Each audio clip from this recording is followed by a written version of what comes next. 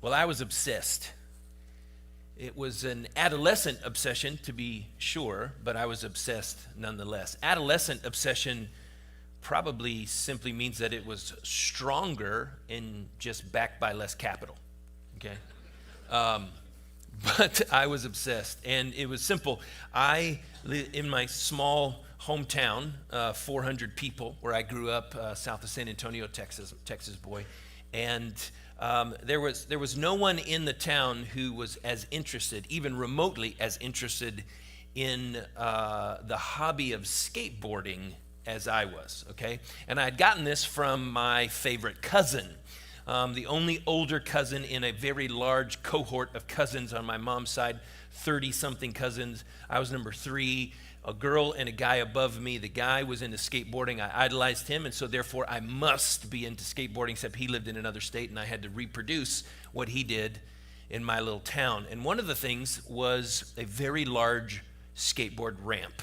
And so I had built some small ones, and I was working, and it took a long time, months and months, to convince my father to buy me a very large amount of wood so that I could build a full half pipe in my backyard, okay?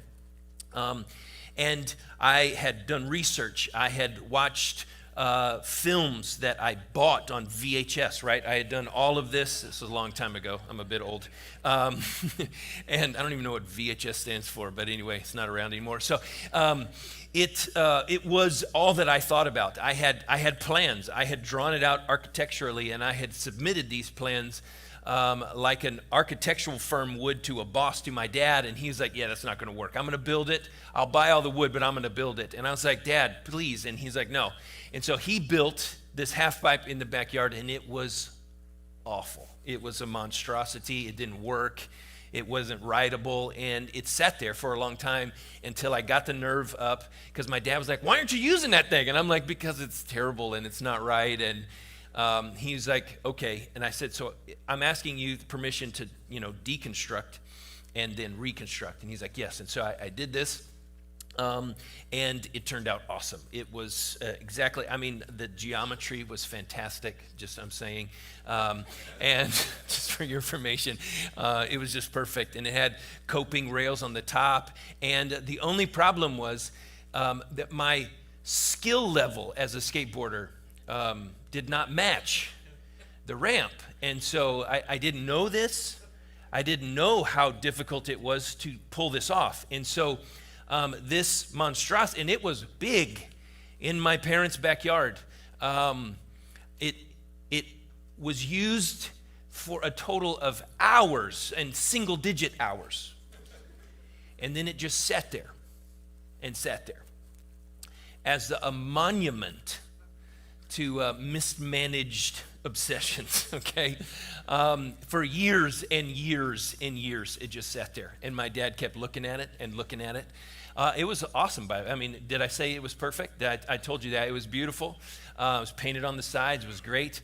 But it was just never used. And so I want to talk to you about, if you're okay with this, if you're not, it's going to happen anyway, I guess. But I'm going to talk to you about some things like obsessions. We maybe call them other things. In your series, The Way of Jesus, the Sermon on the Mount. We're come to a text today that many of you would recognize. And I am hopefully going to very graciously and very pastorally step on your toes today, because that's what Jesus does in the whole sermon. And so we're going to try to examine our own hearts. I'm not going to examine yours for you. That's up to you. But I'm going to be honest and vulnerable about mine as we go, and we're going to open the scriptures together and really ask, are there potentially some things in our life that we're a little, in the spirit, we're a little suspicious of? Are there some things in our life that we're a little suspicious of? And this is what I mean. Like, am I putting a little bit too much of my weight on that thing? Am I suspicious that that thing can hold me up? Am I putting a little bit too much hope in this thing? And might it fail me at some point? Is there a sneaking suspicion, even a tiniest little question mark in your mind? We want to explore that today in the Gospel of Matthew, in Matthew chapter 6. So if you've got your Bibles, and I hope you do, we'll be in Matthew chapter 6. I want you to know about the Gospel of Matthew. There are, of course, 4 Gospels. This is the first one, and it's probably organized in our canon the way that it is, Matthew, Mark, Luke, and John, because there are many in the history of the church that thought that Matthew was the first one written. It may or may not be true, doesn't really matter. It's probably either Matthew or Mark, but Matthew, Mark, and Luke have a lot of common material. Some of them literally in the Greek word-for-word quotations from each other. So they definitely were aware of each other, and they used each other as resources. The big question in scholarship is which one was written first, and so which one was used as the prime source. Matthew is probably first in our New Testament because many people think or thought that that was the first one written. The first 3 are called the synoptic gospels, which means that they see the same thing. So they see the life of Jesus in the same way.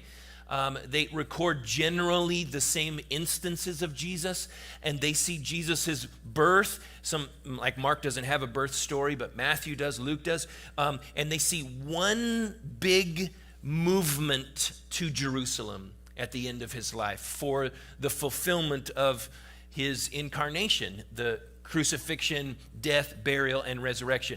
In Matthew, Mark, and Luke, we have one big journey of Jesus to Jerusalem, right? Except for Luke, when you see him there, he's presented at the temple after he's born, and then he's there when he was 12 years old. Matthew, Mark, and Luke, except for those, one big journey. John, on the other hand, is not a synoptic. It includes lots of different stories, has a different organization. And we have Jesus going up to Jerusalem many, many times, which is very obviously what he would have done as a good Jew.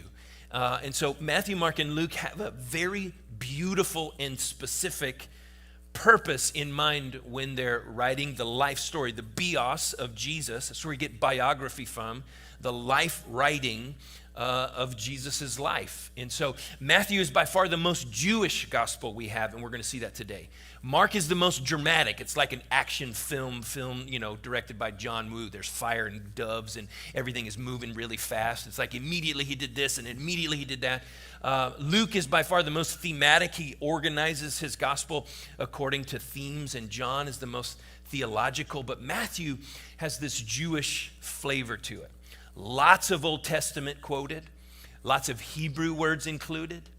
And in this sermon, which you guys have been studying, which is just a beautiful, beautiful, beautiful series to do, this is the first, Matthew 5, 6, and 7, one long discourse. Watch this. This is the first of 5 long discourses through the Gospel of Matthew. You have chapter 10, chapter 13, chapter 18, and then 23, 24, and 25 at the end. Many people believe that Matthew organized 5 great speeches of Jesus to mirror the 5 books of Moses, the Torah, the Pentateuch, which would have been the most important part of the whole scriptures for the Jews of Jesus' day. Pharisees and scribes would have majored on the Torah, the first 5 books, and definitely would have majored on Moses. So if the Torah is, these 5 books, somehow a paradigm for these 5 great discourses throughout Matthew, this one being first, it's a beautiful picture of how very Jewish this is. Now let's take for instance that this specific sermon, Matthew 5, 6, and 7, probably Jesus' most famous sermon. Luke has it spoken on a flat place or a plain, much of the same content. This one is spoken on a mountain. And the content is very, very, very Torah. It's very Genesis, Leviticus, Exodus, Deuteronomy. I got those all out of order, but I was thinking about them the wrong way, okay? So it's very those first 5 books of Moses. Now, let's think about this for a second. Moses received the law in the book of Exodus on a mountain. Now, Jesus is talking about the law on a mountain. This is all very purposeful. Matthew, a follower of Jesus, one of the disciples. Mark was not a follower. Luke was not a disciple. John was, right? So we got half of the 4 that followed Jesus personally. Mark is John Mark writing essentially Peter's gospel. Luke is an investigator doctor who does all of his work with eyewitnesses to write his account. But Matthew is shaping this story to make Jesus look like Moses on purpose. And so the content of the sermon is very, very Torah, very Moses. So there's been lots of conversation, and I'm sure you guys have talked about this a lot over the months in the series, but what's the main focus of the Sermon on the Mount? What's the big interpretation, right? There are probably at least a dozen different ways that people throughout history and scholars and Christians have interpreted the Sermon on the Mount. When you read it, and I read it again last night and this morning again, just trying to remind myself, and I've read it often over the last few months actually, it's obviously very corrective. Jesus is coming in after the Beatitudes and the salt and the light, and I didn't come to abolish the law. He's talking about the law. Then he gets into these 6. Hey, you've heard it said, but I tell you. You've heard it said, but I tell you, 6 times. And then starting in chapter 6, he says, I want you to know that your righteousness, the way that you do things, has to be different than the Jewish leaders that you are following and looking to, the Pharisees and scribes. So I'm going to talk to you about giving. I'm going to talk to you about praying. I'm going to talk to you about fasting. And that leads us up to our text. And now he wants to talk about this. There may be a better word for this that captures these 6 verses that we're going to look at today, but it's at least close. Jesus says, I want to talk to you about investing. Because the Jewish leaders around you, they're telling you one thing, but I tell you this 6 times. The Jewish leaders are demonstrating a certain way to live life, and I'm telling you, they are getting their reward right now in full. But I want you to live life in the way that you give, in the way that you pray, in the way that you fast, in the way that you invest, and continue in the way that you worry, in the way that you interact with the people inside your community of believers, and the way that you interact with people outside. I want you to live differently so that your reward is not in full now, but it's stored up for you in heaven. And in that way, we get this really beautiful 6 verses all about essentially the same topic. So it's in Matthew 6, after all that long preface, Matthew 6, starting in verse 19. And again, many of you will recognize this passage, but we're just going to walk and really try to work hard to apply it.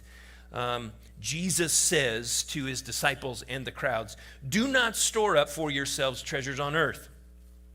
And some of you are like, oh, I know this passage now, okay? Do not store up for yourselves treasures on earth, where moth and rust destroy and where thieves break in and steal. But store up for yourselves treasures in heaven, where neither moth nor rust destroys and where thieves don't break in or steal.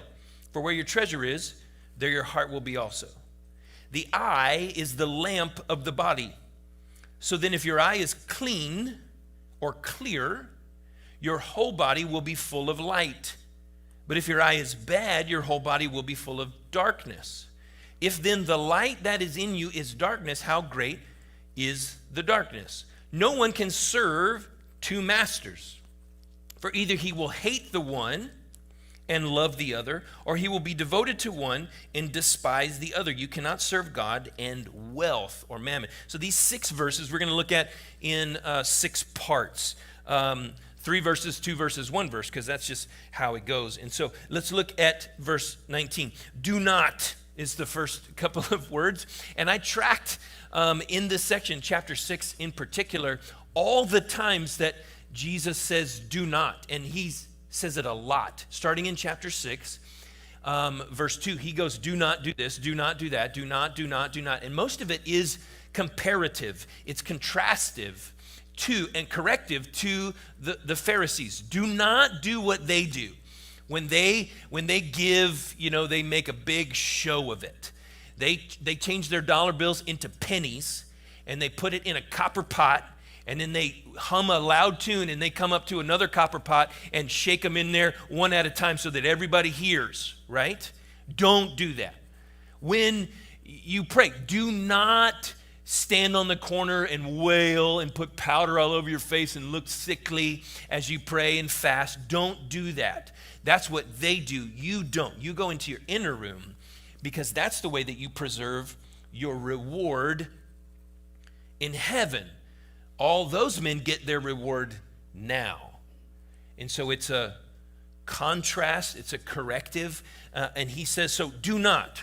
Now watch, let's just be really honest about this text.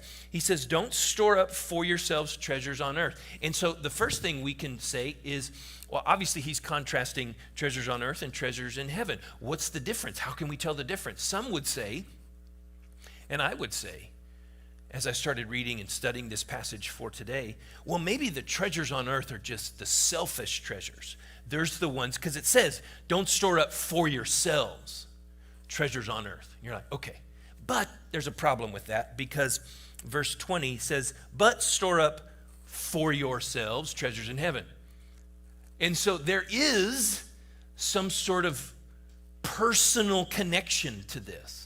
I wouldn't go so far as to say that the treasures in heaven are selfish, but we can't just simply say treasures on earth are for you and treasures in heaven are not for you, because the text says, no, don't store up treasures on earth for yourselves, but store up for yourselves treasures in heaven. So it gets a little bit more complicated. So what are we talking about here? Well, Jesus wants to make sure that we understand the idea of treasure first. He says, do not store up for yourselves treasures on earth. And let me tell you how fragile and brief and tenuous treasures on earth are, Jesus says. Something as small as a moth can take it away.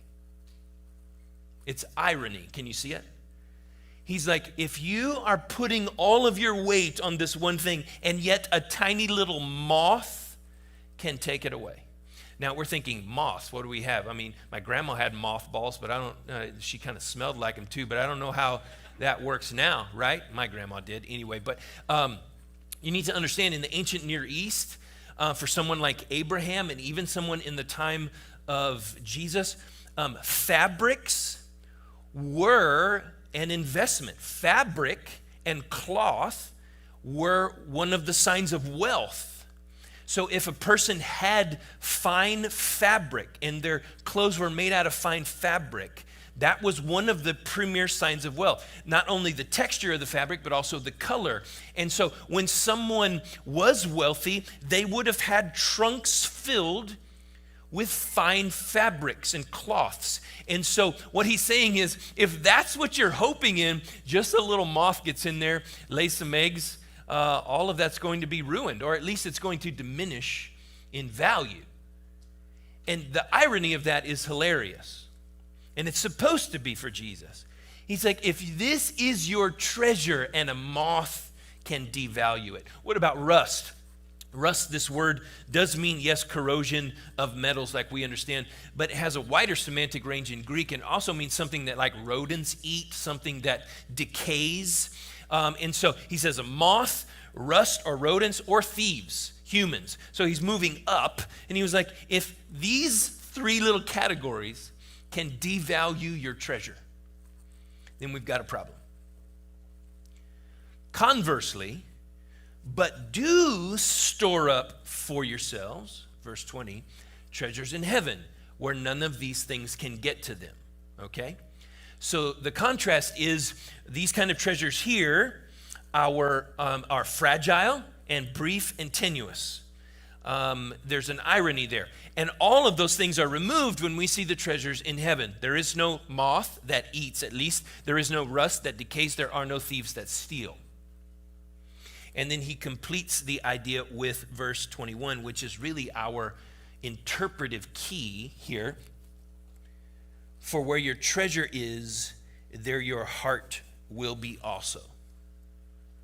So you need to understand, only hearts make treasures. Only hearts make treasures, and so therefore, treasures can help us track a heart.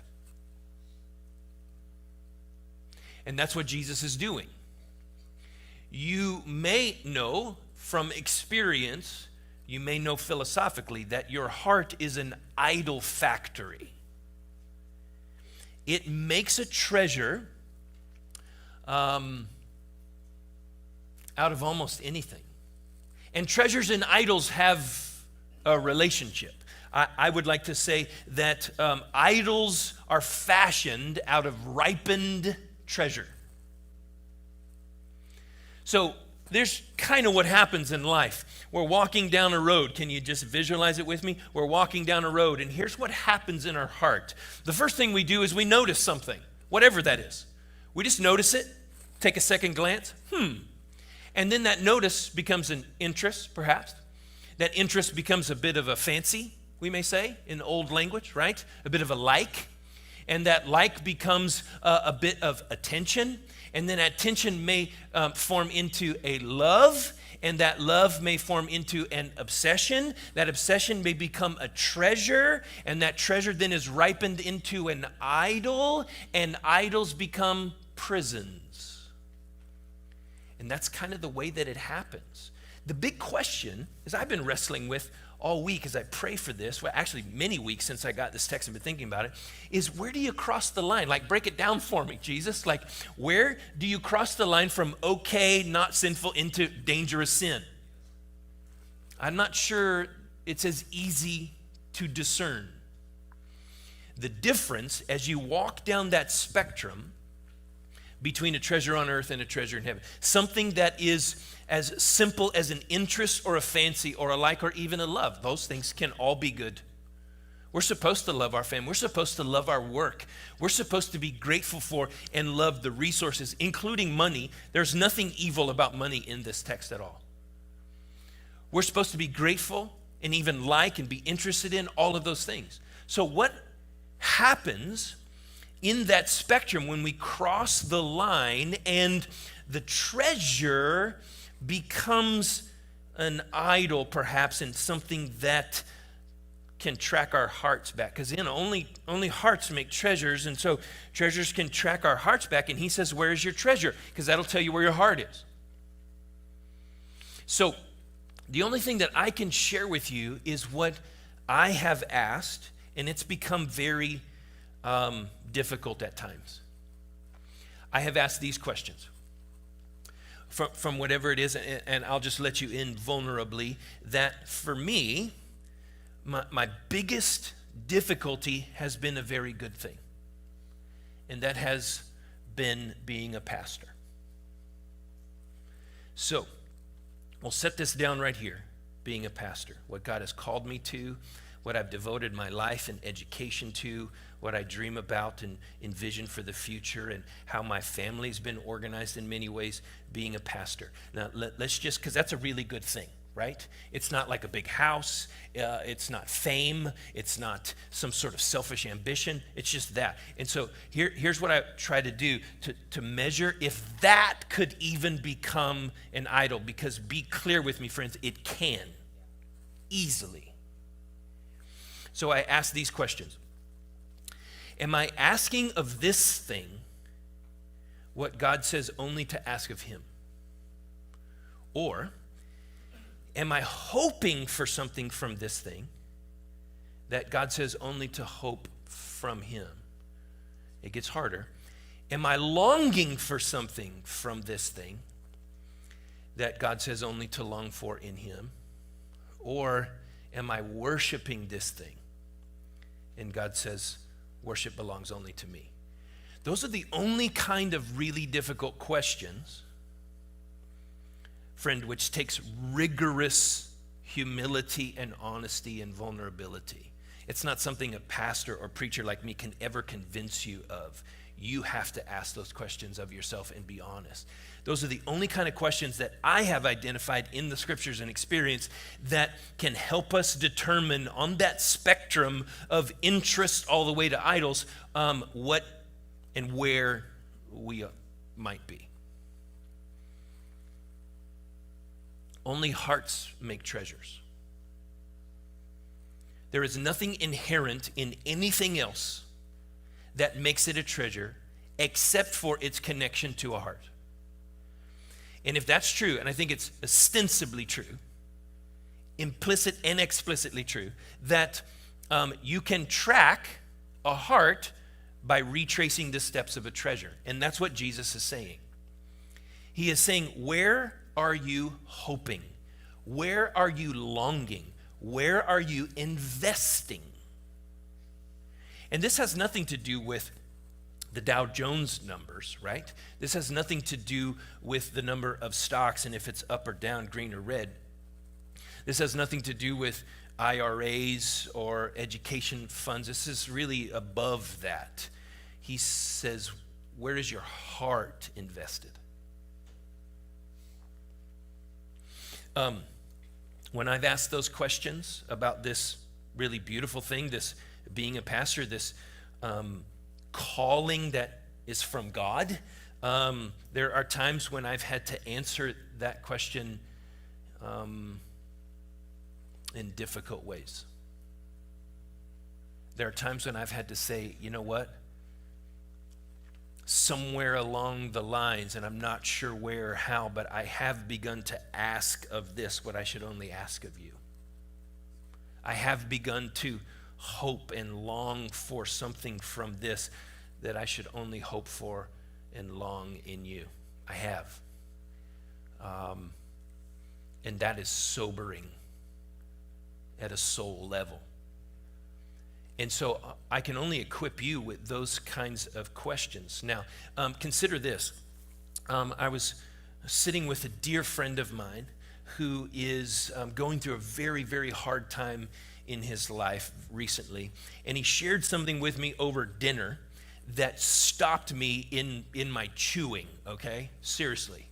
He said this, and I went, whoa. And I put my hands on the table, and I just wanted, and he picked up, because we're friends, he picked up on it, and he just said, okay. And I just wanted silent. I just wanted him, what he just said to me, because it was very pastoral, very low. I wanted what he said to me to just sit and hang in the air so that I never forgot it. This is what he said. He said, Scott, I'm starting to understand that my strongest desire is not always the same as my deepest desire. And I went, whoa, stop. And I waited, and I just tried to repeat it, and I said, could you say that again? And he said, yes. I'm beginning to see in my life that my strongest desire is not always the same as my deepest desire. What I need to get to is to my deepest desire, which typically comes from God and are born in the image of God in us. And when I chase that and pursue that, my life seems to stay on track. But when I begin to confuse the deep desire with the strong desire, the one with the most heat on it at the moment, that's what leads me astray. It's very similar in almost an adjacent way, perhaps, to one of the famous quotes from C.S. Lewis. There are many, of course, but you may recall when he said, in the weight of glory, it seems that God considers our desires not to be too strong, but too weak, he says.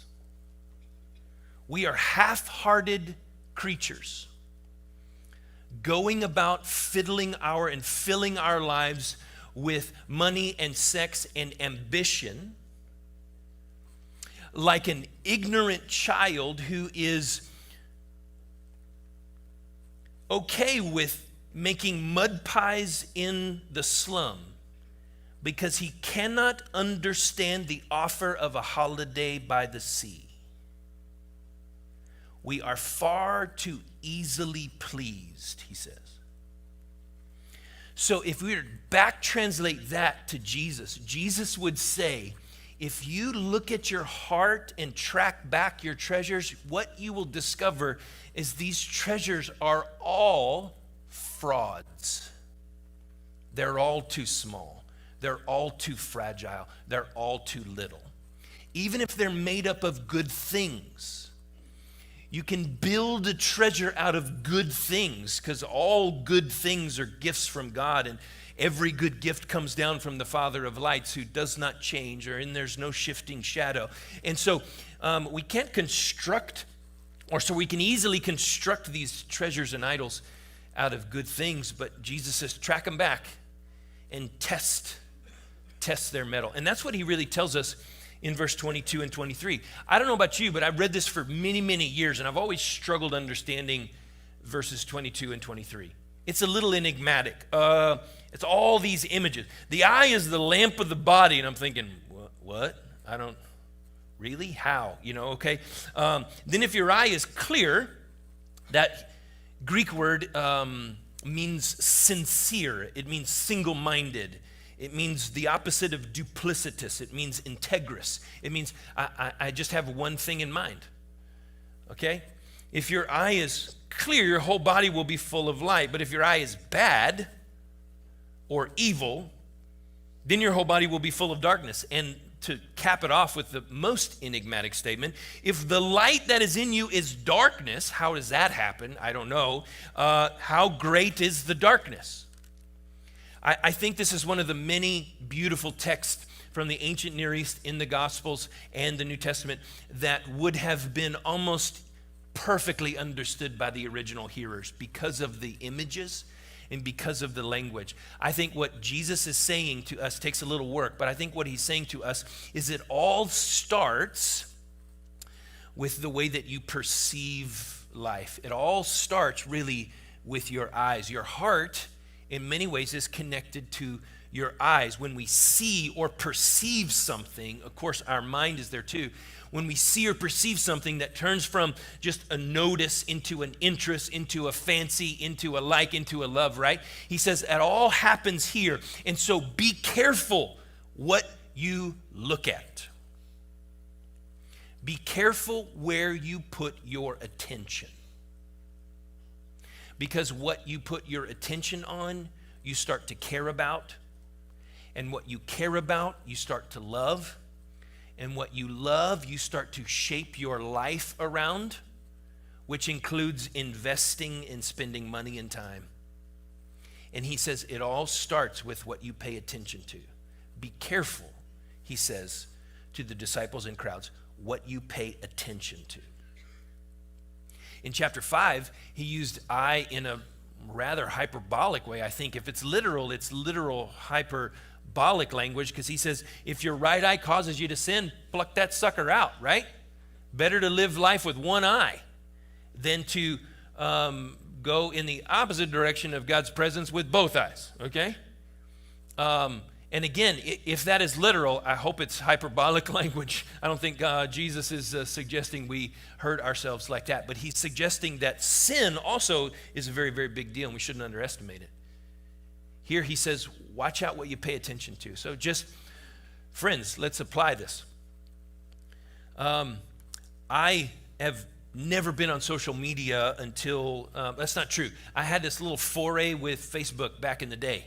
And then I was like, this is consuming my life. So I kicked that sucker to the curb, and I was loving life for a long time. And I was like, man, I'm just free from all of that. It's good.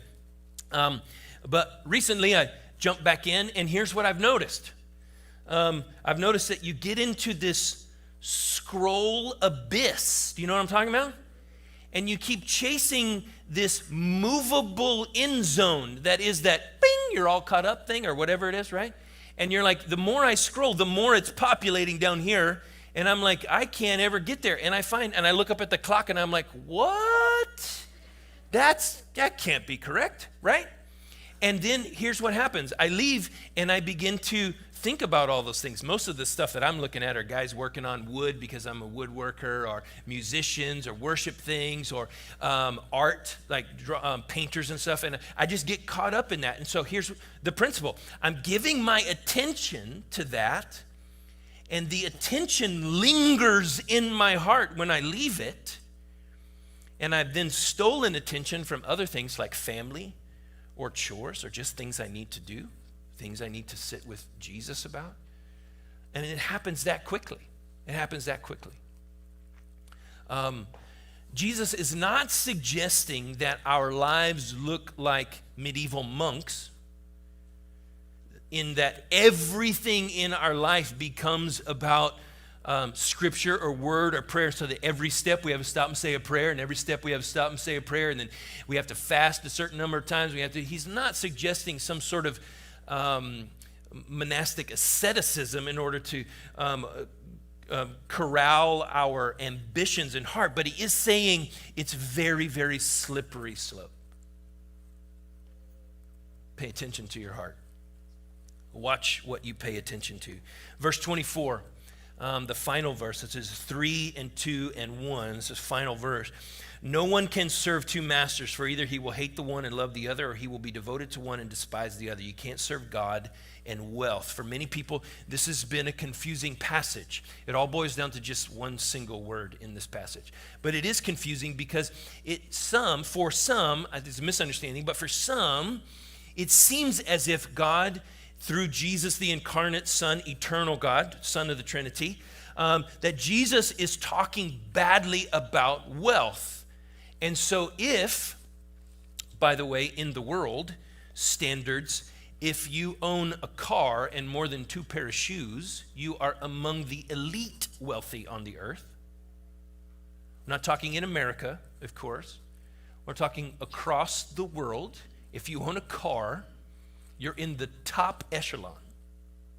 If you own more than two pairs of shoes, you're in the top echelon of wealth in the world, okay? So this is not just relative to around you, but for some, we think, man, I have an account that has or I have a savings account, and I have these other things, and we begin to feel like somehow there's something that God doesn't like about that. That is not what he's saying here. He's warning against two masters, and the key is one word. So look back at that verse. No one can serve. That's the word, serve. You can't see it in the English, but you can see it in the Greek. It says twice, the first statement and the last. No one can serve two masters. The last statement, you cannot serve God and wealth. That word serve is doluo, based on, it's the verbal form of the noun that you may be more familiar with in Greek, doulos, which means slave, bondservant. And so he uses that term, and that's the picture. He says, no one can possibly be a slave, a bondservant, to two different masters.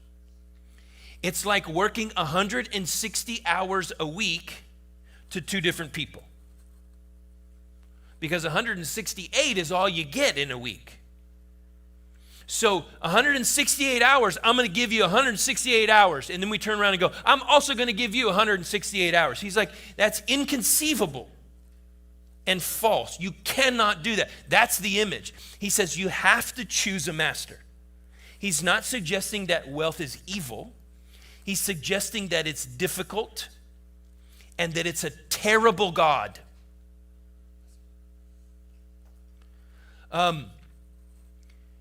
Paul mentions to Timothy and to others, hey, wealth is a blessing from God. When you worship it, you begin to ask of it and long for it and hope for it. Then it becomes a treasure, and once that's ripened, becomes an idol, and then that quickly turns into a prison. And that's a rough way to go. So there is nothing in this passage or anywhere that I can see where Jesus, Paul, Moses, anyone, Abraham, who was extremely wealthy, David, who was wealthy, Paul, who was very affluent, at least he had an affluent background before he probably threw it all to the wind because of his faith in Jesus. We see Jesus saying, listen, the love of money is the problem, not money itself. So watch your heart. So here's my big idea, and it comes from a couple of passages, and then we'll give you the big idea. Listen, 2 Corinthians 2, verse 11. It's a passing comment from Paul, 2 Corinthians 2:11. It's like at the end of a statement. He says this, for we are not unaware of the enemy's schemes. For we are not unaware of the devil's schemes. It's a passing comment at the end of another piece of argument. I think it's really important. He says in many ways, and what mentors and I have come to believe, is that the devil himself, he's real, by the way, and he's strong. He's not near as strong. It's in way disproportionate to his strength to the Father. You can tell that by the end, by the way, because when the Father in heaven decides that it's time for Satan to be locked in the abyss forever, he just tells an angel to go, he just snaps his fingers. There's no arm wrestling war at the end of the scriptures. There's no yin and yang. It's not like, ooh, who's going to win? Who's going to do it? It's halftime and the score is tied. No, he just looks at his divine watch and he goes, all right, do it now. It's the God of the universe versus a sand flea, right? And so he is strong, but not stronger. He is not so much creative as he is persistent.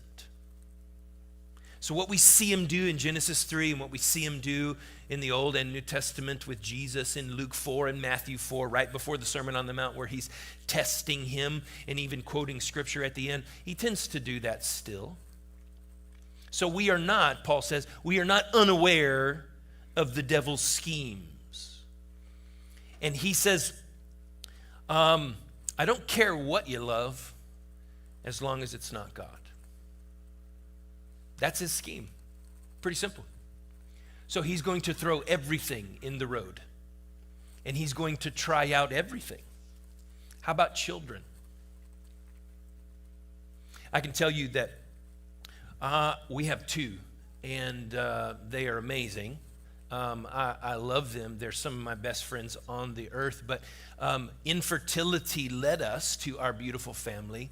And I'll tell you, infertility, longing to be parents, pushed us up to the edge of idolizing children. Because we began longing for that in a way. I think God saved us from that, but man, we could look over the edge and it was difficult. Children can become idols. Being a pastor can become idol. Loving your calling, which is given to you by God, your spiritual gift can become an idol. If it begins to turn inward and become about you and attention and fame and selfish ambition everywhere, the enemy will throw anything in your path. He says, I don't care what you love as long as it's not God. C.S. Lewis, again, says the same thing in the Screwtape Letters. From Screwtape to Wormwood and back and forth. He's like, hey, you're patient, this Christian who becomes a Christian, I think in chapter 2, that he's trying to tempt and steal away from Jesus. He says, don't try to get him to commit some big sin like murder. He says, try television. And the quote is, to the extent that we can separate him from Jesus is the only thing that we're concerned with. So don't swing for the fence. Just try to bunt and get on first. Just try television. Just try something like that. He says it's always going to work. And so these ideas that are thrown in front of us, again, there's the devil's scheme. So that's the first passage that's I'm building my big idea on. The second one is Proverbs 4:23. He says, pay attention to your heart with all diligence, for from it flow the springs of life. Pay attention to your heart with all diligence. Jesus could have quoted that in the passage that we read. For from it flow the springs of life. So the big idea is pretty simple. In a land filled with frauds, tend your heart above all else. In a land filled with frauds, tend your heart above all else. It's not as clear as you might think. It's treacherous waters. I want to equip you with 5 things, and then we'll close. 5 things that I want to equip you with as protective practices that are just good for the human heart this side of heaven, okay? They're very simple to understand. They are very, very difficult to apply. The first one is sacrifice. That means just giving something up that may have an attraction to your heart. I'll tell you a stupid story I didn't intend on saying. I've never shared this before. It was a weird thing. It happened years and years and years ago. Still in student ministry, I was invited to speak at another church. for a conference, and I was very, very excited about it. And I went to one of those resale shops right before for some other reason. And near the counter, I found these sunglasses. And they were cheap sunglasses, right? But they were sold for cheap, but they were, it was a resale shop. So it says, hey, normally $10,000, you can get it for $5,000. I was like, sweet. And so I took these sunglasses and I wore them. I drive over there, and I kept looking in the mirror. I'm like, these are, yeah. And I'm driving, and I get there, and I walk in, and they're in my shirt, and I'm, okay, hey, we're all good, you're good, and I'm going to go out here and sit around and just pray and read through my stuff. And I was there, and God kept sort of pointing. And he was like, I was like, what? Like, they're just sunglasses, and he's like, yeah, but are they? Are they? How silly is this? I didn't intend on saying this to you. As an exercise, I did the stupidest thing. Never told anybody about it because it's too much about me. But I took those sunglasses and I twisted them in half. And then I put them in a trash can right there, and I was like, why did that feel so gross? Sunglasses. Something about sacrifice. And that may even be a terrible illustration of sacrifice, but something about sacrifice, giving something up, that protects our heart. It just does. Second thing is generosity, and that could be considered intentional sacrifice. Generosity helps protect our hearts. Generosity helps protect our hearts. And there is something, you can study it in sociological circles that have nothing to do with Bible or Jesus. It's called, in even university level secular classrooms and halls, the generosity paradox. And here's what it says, is that when we think we're going to have less and have less ability to enjoy life because we give something, we find that the opposite is true every single time, even without Jesus. When we give something away, when we intentionally be generous, what happens is our heart is freer and fuller. It's a paradox. I think it's because it's written into the very image of God and the character of God. Sacrifice helps us. Generosity helps us. Here's another one, abstinence. And I'm not just talking sexual abstinence. I mean just going without something. Fasting, what you talked about last week in this series, is a form of abstinence that has a corrective and protective effect on the human heart. To say, I'm liking that a little too much. If it's something simple, something really simple, I'm going to just go a season without it, just to check my heart. Just to check my heart. How about discipline?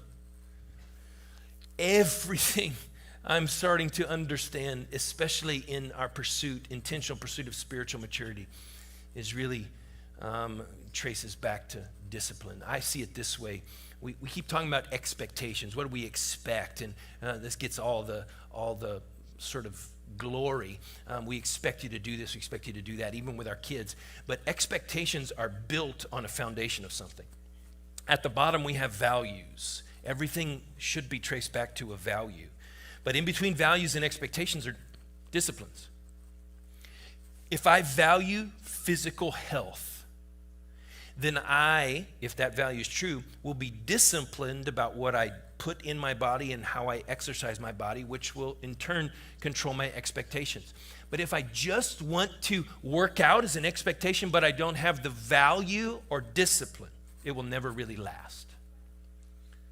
And so discipline in spiritual maturity is based on the value of knowing Jesus more intimately and let Jesus have more of my heart more fully. It's the value of being as close to God's heart as possible and being used as much as he would have us in the world. That leads to specific disciplines. And then that leads to expectations. Finally, it's just community. You can't do this alone. There is no way you can guard your heart alone. So, sacrifice, generosity, what we'll call denial or abstinence, discipline, and community. 5 protective practices that you think, well, these are just things that God wants me to do, God expects me to do. No, God giving you these gifts to protect your heart and to make you understand what the treasures in heaven are. What are the treasures in heaven? He keeps relating them to rewards. And I have prayed three kind of things for my treasures in heaven. The first one is a little artistic, I would say, but it's just songs, and not just these kinds of songs, but my heart of worship. The second one is souls, and the third one is stories. Songs and souls and stories are what I am praying of storing up in heaven. Worship and gratitude songs. Souls, the lives that have been affected by my ministry for eternity. And then stories, more and more lives that have been resurrected and redeemed and reconciled, that I will get to celebrate with Jesus in heaven. Revelation 4:10 is this amazing picture. We see the Father on the throne, and around the throne are 4 living creatures singing the song, and then around the throne are 24 elders sitting there. And Revelation 4:10 says that the elders take off their crowns and lay them at the feet of Jesus. Now, in the New Testament, we see 4 different unique crowns. We have the crown of exaltation in 1 Thessalonians.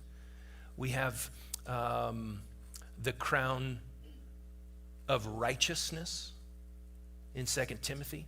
We have the crown of life in James and Revelation. And we have the crown of glory in 1 Peter. 4 specific names of crowns that I think may correspond to the rewards that Jesus gives us for obedience and good work. And so even those treasures that we store up in heaven, if they are attached to the image of crowns, when we kneel before Jesus on the throne in all of the fullness of glory, when Jesus turns history into eternity and he is in his rightful place, we take off all those things and lay him at his feet. He's the only one that belongs in the center. Guard your heart above all else. From it flow the springs of life. So in a land filled with frauds, tend your heart. Tend your heart, friends.